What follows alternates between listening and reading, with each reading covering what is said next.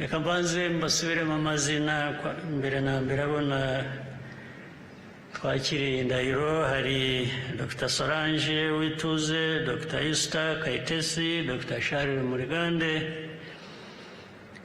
Dr. Didasi Nshimiyimana ndetse na Dr.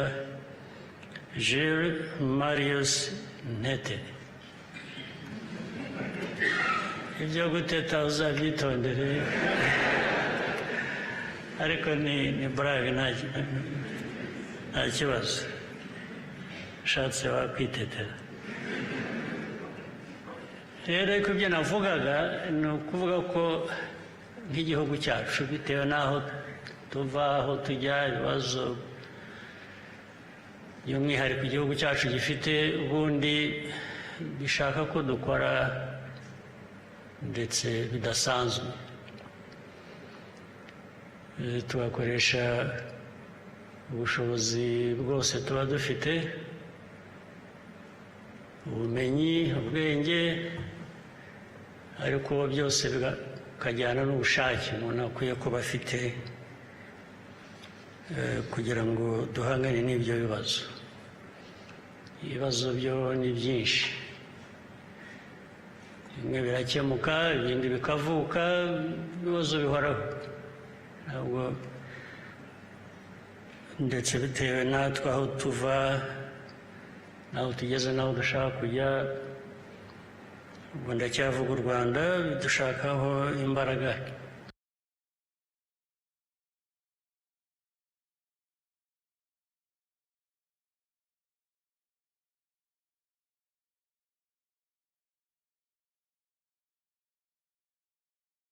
Nyinshi n'ubushishozi n'ubwitonzi. Nubakiye kuri ibyo ngira ngo mu minsi ishize mwabonye itariki enye z'uku kwezi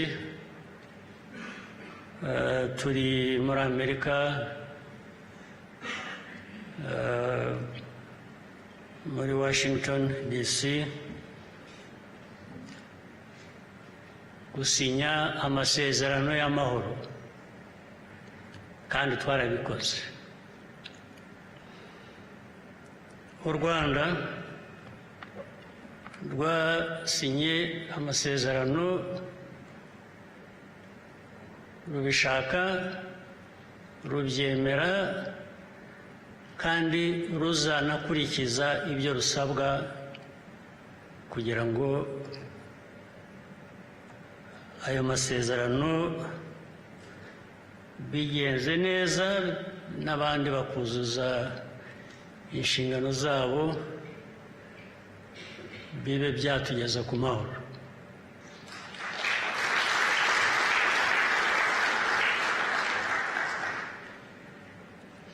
Ariko inzira nk'iyo yo ntabwo iba yoroshye, nayo iragorana.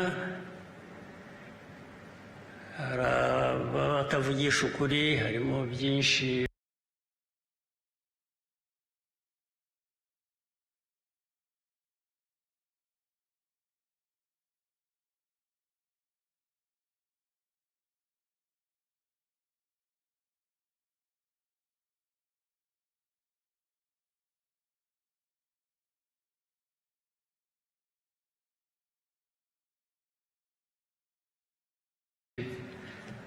abantu baba bifuza ndetse bitari amasezerano, cyangwa se bumva byari bikwiye kuba byari mu masezerano kubera ko ariko babibona. Ariko amasezerano bivuze ko hari, ntabwo ubona byose ibyo wifuza, ariko ubona ibyangombwa, n'undi akagira ibindi abona. Tujya kujya muri Amerika icyo gihe, mu by'ukuri hari hamaze iminsi, ibyumweru, ndetse nubwo tujya kujyayo no kuri uwo munsi twagiyeyo, bamwe twahagurutse hano,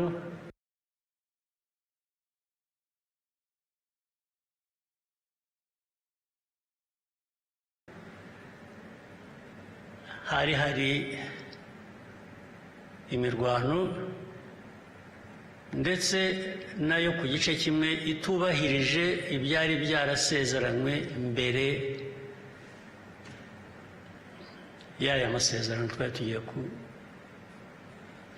gusinya. Twagiye rero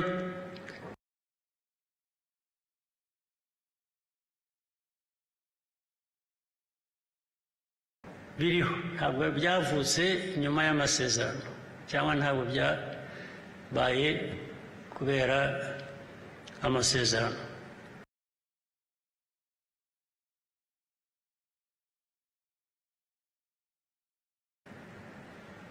Hari ubwo njya mbona mu nyandiko abantu batandukanye bandika ko amasezerano abantu banyuranije nayo, bigasa nk'aho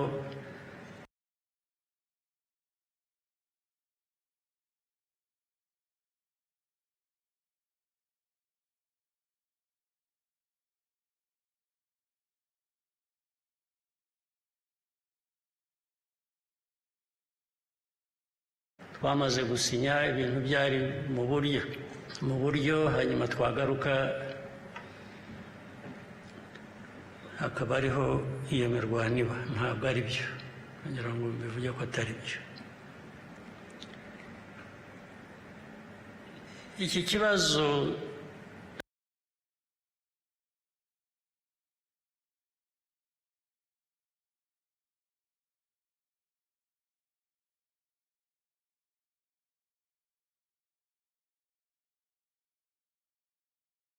duhanganye nacyo nk'igihugu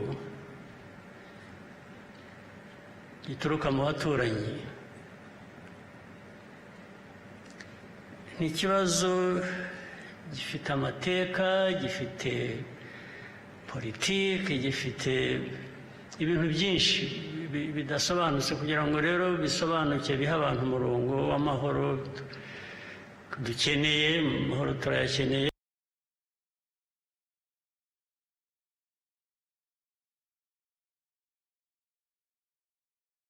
Ndetse sinzi ko hari abantu bakeneye amahoro kurusha u Rwanda. Turifuza amahoro kandi twe tuzi ibura ry'amahoro, kuko twabaye mu bihe bitagira amahoro byinshi. Ibyo dutakaza turabyumva, turabizi, kuko hatakaramo n'ubuzima bw'abantu.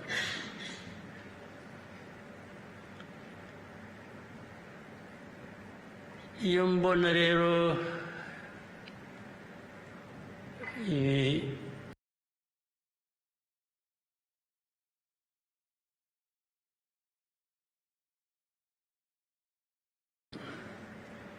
ganiro cyangwa imvugo isa niganisha ko ikibazo kiriho ubu cyabaye nyuma yo gusinya kumvikana ku mahoro, bikaba ibibazo byose bikikorerwa n'u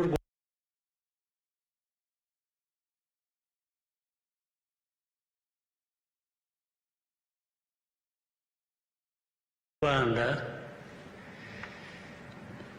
Usibye ko ntabyumva, ngeraho nkavuga ngo u Rwanda wenda nicyo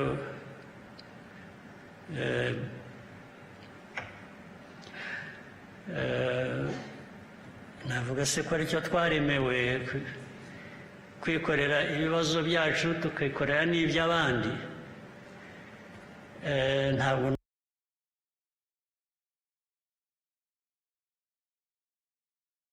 numva ari byo,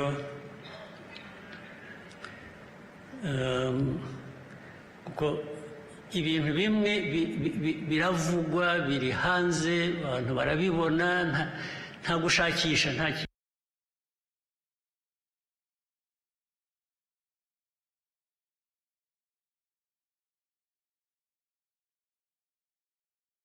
abantu bataje, wabyirengagiza gusa cyangwa ukabibonamo wowe uko wumva utagomba kuba ari ukuri.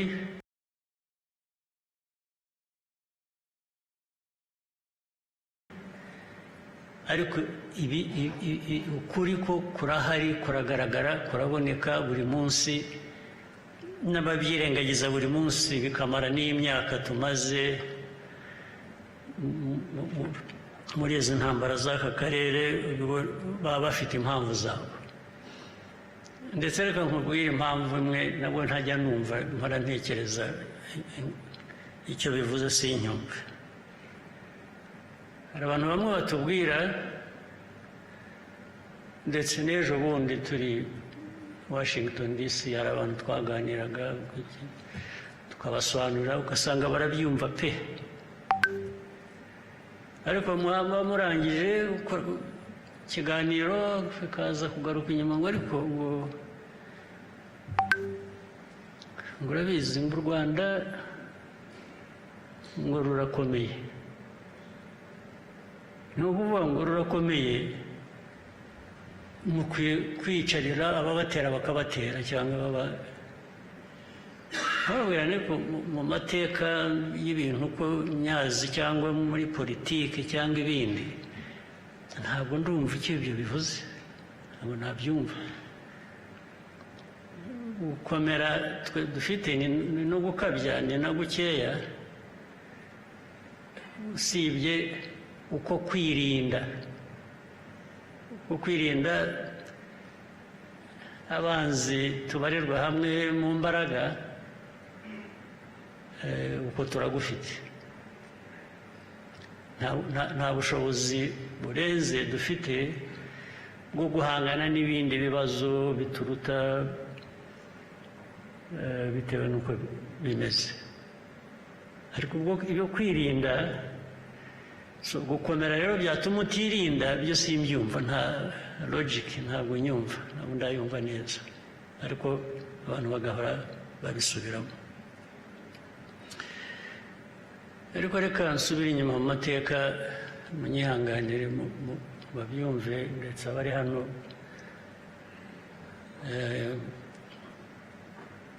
bahagarariye ibihugu byabo hano cyangwa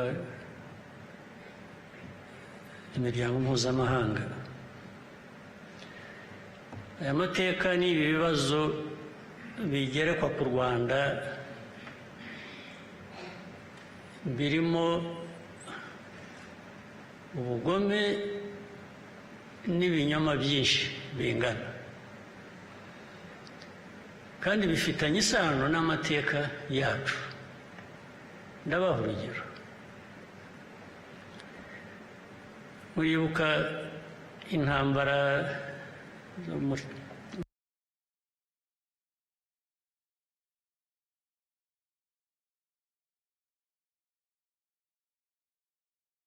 muri Eastern Congo zigitangira, habanjeyo ingabo za East Africa. Zimaze iminsi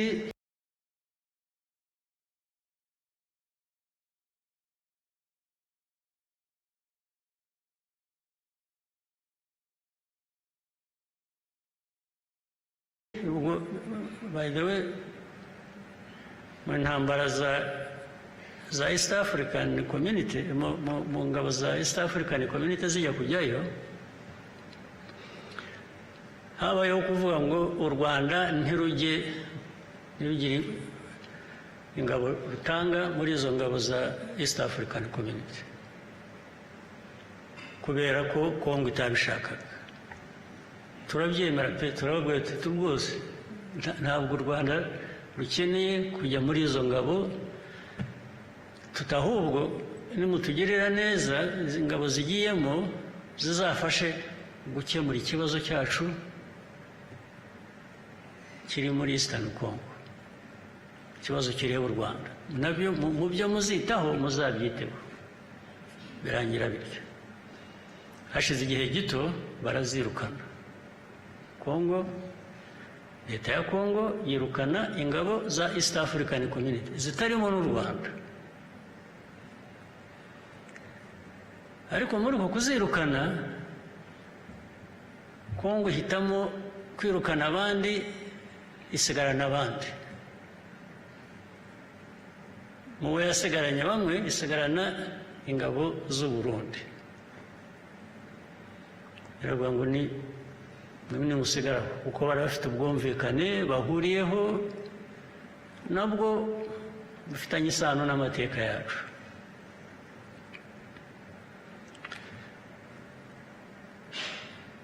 Baba barambutse bagiye gusaba ingabo za SADC, barazizanye. Birukanye za East African Community, bazanye iza SADC. Ariko hagati aho Abarundi basigaye batangira koherezayo izindi ngabo ahubwo nyinshi zigenda zisanga za zindi zasigaye. Rero ikibazo rero gihera kikaba ingorane kikaba kinini. Uziko nafashe telefona perezida w'u Burundi Ndayishimiye, ndamubaza ingabo zari ziri mu East African Community Forces muri Eastern Congo ko bazirukanye u Burundi bugasigara, hakaba harimo kuza iza SADC, u Burundi bwagiye muri SADC. Atoya, mwasigaye yose kubera ko gusa muri inshuti za Kongo mushaka kuyishyigikira mu byo ari byo byose bakora. Avuga ko nyine Kongo yabibasabye ari inshuti n'iki. Ndongera ndamubaza, nise ko ndeba hari izindi ngabo ziyongera nyinshi zijyayo kandi zijya mu majyaruguru yacu. Majyaruguru yacu Abarundi yarabanje arambwira ngo bafite ibibazo bikomoka muri Kongo by'umutekano wabo. Avuga ko biri mu majyepfo hariya za Uvira n'ahandi hose aho ngaho na za Minembwe, ngo niyo mpamvu bagiye muri Kongo. Nubwo ese Minembwe Uvira kweri mu majyepfo, mu majyaruguru murajya gukora iki? Za Goma za Rucuro murajyanwe n'iki? Arambwira ngo ninde bakubwiye ko dufite ingabo aho ngaho? Ndamubwira nti arababimbwiye nti ariko nanjye nabyemeye kuko bampaye ibimenyetso, ariko ntabwo nari kubyemera burundu ntabanje kukubaza wowe ubwawe ngo numve icyo umbwira.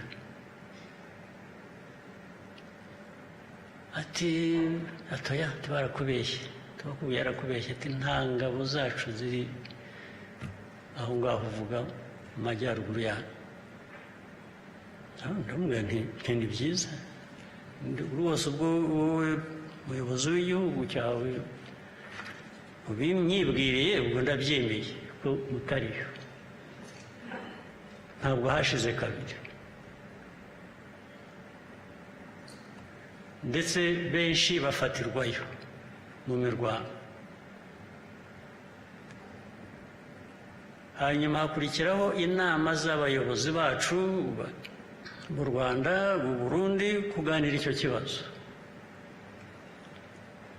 Abandi bagashaka guhakana, abandi bakabereka bati se noneho mwihakanye n'abasirikare banyu ntimukibashaka, tugira ngo ahubwo turebe uko twavugana n'ababafite hakurya hariya bababahe mu batware, nabo mwabahebye ntimubashaka kubera ko bafatiwe aho mwahakanye mutari. Byaho biguma ari urujya n'uruza.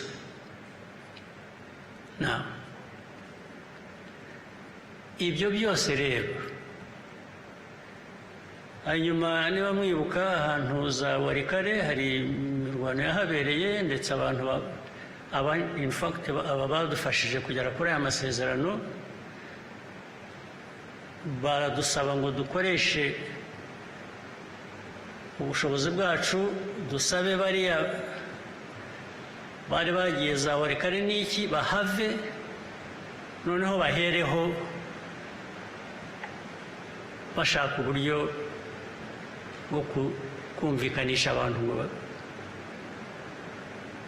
twinginga bahafashe barwana hariya hakurya FCM 23 barahava basubira inyuma. Bakimara kuhava batyo ingabo z'abanyekongo ziraza zirahija zirahafata. So tukabwira izi nshuti zacu badusabaga ngo tugire intervention, kabwe tusubu muzongera kutubwira ngo dufashe tubikore kandi haba ibintu nk'ibi ngibi bijyaho nanone urujya n'uruza biganira bati tuzabwira bariya tukavuga ariko barahera aha barakomeza barwana n'abo twabwiye ngo basubire inyuma. Ibyo byabuze uko birangira biba uko byahindutse nyine gutyo. None n'uyu munsi rero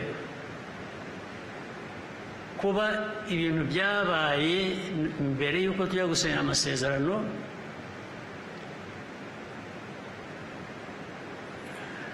na nyuma yaho bigakomeza bikavamo ibyabaye muri Uvira n'ibihumbi by'abarundi bari muri Uvira, bari muri ibyo bice bya za Minembwe, bagiye za Karemi, bagiye za Kindu, bagiye Warikare, bagiye za Kisangani, bafite ibihumbi birenga 20 by'abasirikare. Ukibaza ariko abarundi bangana batya, izi ngabo z'abarundi zingana zitya zagiye muri Kongo, hari chaos iriho, bariho barashaka kwica abantu muri za Minembwe, nako barabishe birirwa bababombinga na za tirare na drones n'ibintu byose. Aba bantu ku isi birirwa bavuga babaye, erega abantu baratakambye habura batabara. Ejo bundi izi ntambara zivuyemo ibyo navugaga muri za Uvira, intambara irahaguruka y'amahanga ngo n'u Rwanda. Ubu u Rwanda tugomba kuba twikoreye uwo muzigo w'ibyo bibazo bibera muri Kongo. Ibibazo byacu biri muri Kongo, FDLR n'abandi babanje kuvuga FDLR ntibaho, FDLR ni bake, ariko mwari mwagera muri ntabwo muzi mutoba hafa, muzagiye murebe interahamwe bahoze n'abasirikare ba kera, kuko baratubwiraga ngo interahamwe ngo zagiye ngo ntabwo zikiriho, ngo hasigaye hariho abana babo. None se anyway,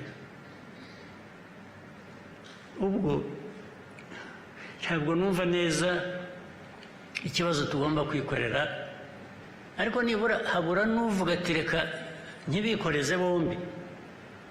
Abantu basinye amasezerano ni babiri, ariko umuzigo ugomba kwikorerwa n'umwe. Ushaka gushyira mu gaciro we nibura uwo muzigo ntuwikoreza abo bombi uko ari babiri. Niba umwe waba umubeshyera umushyiraho ibitari ibye. Ariko nuko bimeze rero, n'ubu biracyari urujya n'uruza, ntabwo birasobanuka, ariko biracyakomeza. Ariko imijugujugu, threats, ibintu byose bivuga ko u Rwanda bagiye kurufata bakarusibanganya ntibigira umubare. Buri munsi ntabwo nsinzira,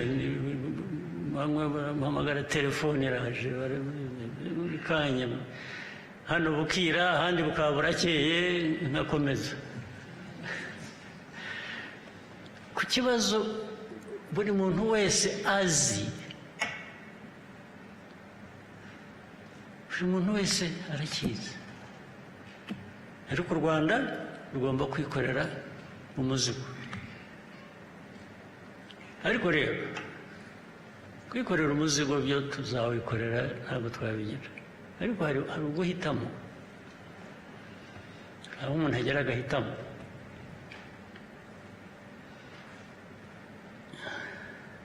Niyo byombi byaba biri mu rupfu, ushobora no guhitamo uko wapfa.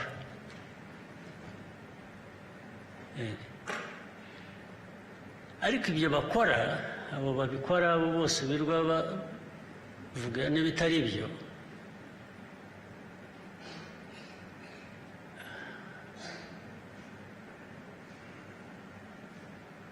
niba bashaka amahoro cyangwa bashaka igisubizo cy'ibibazo dufite muri aka karere,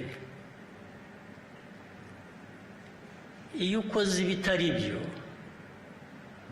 ntabwo bikemura ikibazo, ahubwo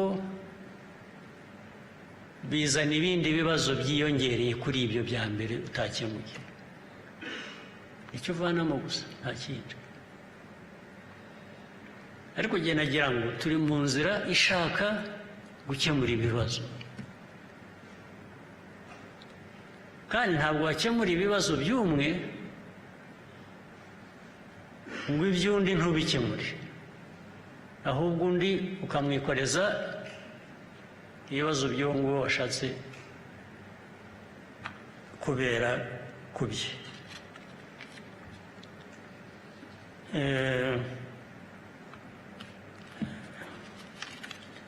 Erega u Rwanda rwo ntabwo abantu baruremye, ntabwo u Rwanda rwaremwe n'abantu. Urwaremye u Rwanda, icyaremye u Rwanda nicyo cyaremye isi yose. Ntabwo icyaremye isi yose cyageze aho ngo gifate abantu bamwe ngo kibabwire ngo nimujye kuturemera u Rwanda. Oya, natwe turashaka kuba baremwe na cya kindi cyaremye isi yose.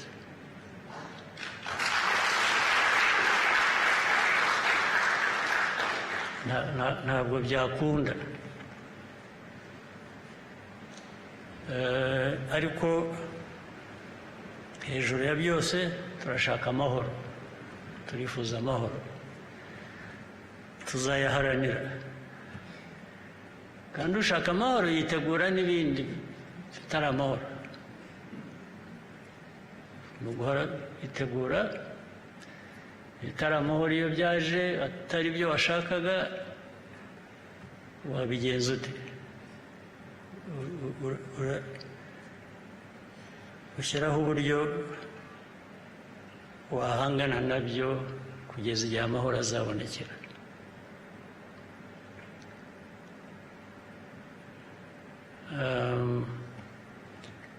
Ariko buri muntu wese afite umugabane we w'ibibazo agomba gusubiza.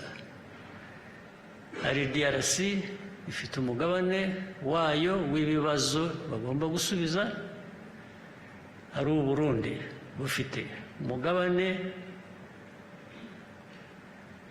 wabo bagomba gusubiza, natwe ubwacu tuzajya tubazwa umugabane w'ibibazo byacu tugomba gusubiza, ntitukabazwe umugabane w'abandi ibyo bagomba gusubiza. Muri make rero nagira ngo ndangirize aha, ariko nagira ngo mbifurize kurangiza uyu mwaka neza no kuzatangira umushya neza. Dukomeze no muri ibyo bibazo byose tuzageraho tubona amahoro.